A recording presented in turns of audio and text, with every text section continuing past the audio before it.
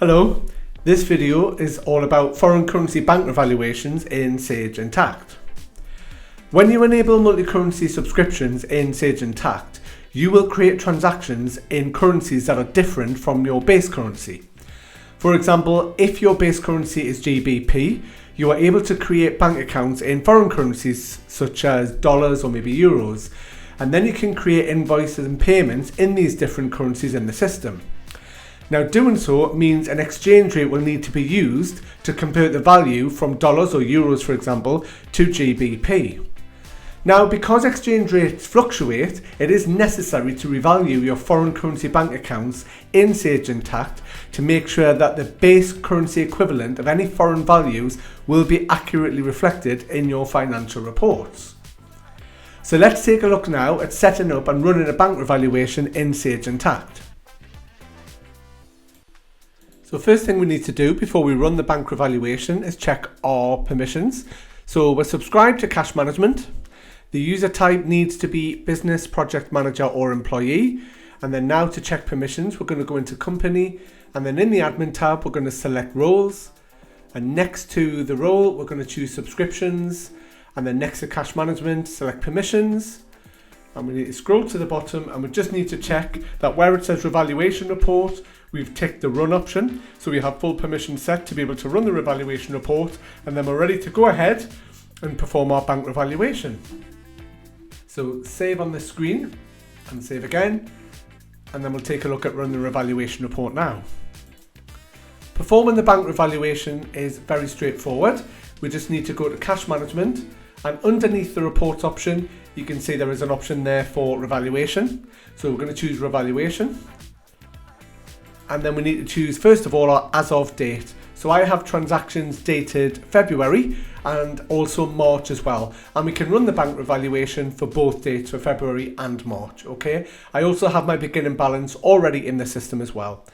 So we'll select the period that is the end of February, and we're going to run the reporting period for current month. And then we need to choose our exchange rate, our revaluation exchange rate type. I'm going to go with the Intacct daily rate. But if you've set up currency exchange rates yourself in the system, this would be the point at which you would choose that to make sure that the revaluation report is going to calculate the new currency value correctly on the report as at the exchange rate today. And then we choose the bank account, which is going to be dollar bank account in this example, and then we just choose view. So what we can see on the report then is my beginning balance is there, which is $1,000. Which with an exchange rate of 0.7881 would give me a value of 78810. But today's revaluation exchange rate based on the Intacct exchange rate is 0.7985, and so it's recommending an adjustment of £10.40. So we can see at the end in the gain loss column that I have a gain of £10.40, and I would need to post a journal to that effect. And then it's picked up my £500 GBP journal transaction underneath dated February. And that sterling balance of 39920 would be based on an exchange rate of 7984, but recalculating it as at today's exchange rate as it is now is 0.7985, so just a slight adjustment there, which gives me a GBP 39925. Therefore, the recommended journal adjustment posting for that would just be for 5p.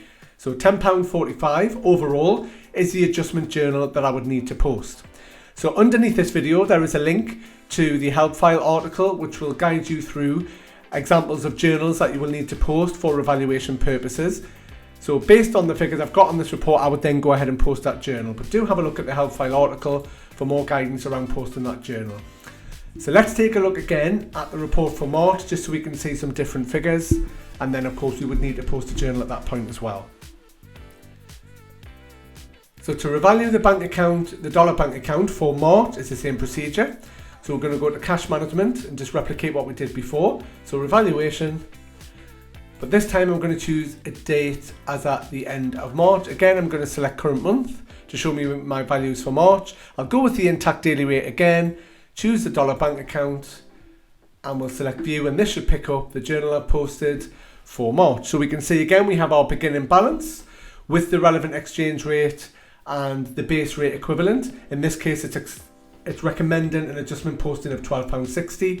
And then for the transaction I have in the system posted in March, that was an expense, so it's a minus value.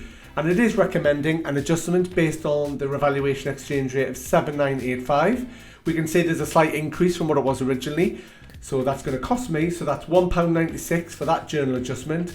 So that will offset the £12.60 journal for my beginning balance. So overall, I will need to post a journal once again, but this time for £10.64. And that will be to the general ledger account that I have set up to account for exchange rate variances, which you'll have set up in the configuration option when you enable foreign currency transactions in the system. So that will be the next journal. And again, do look at the link underneath the video for a help file link to get some guidance around posting those journals and also an overview on revaluating the bank in general. And that's it for foreign bank revaluation. For further information and guidance, select the help file links below this video. And thank you very much for watching.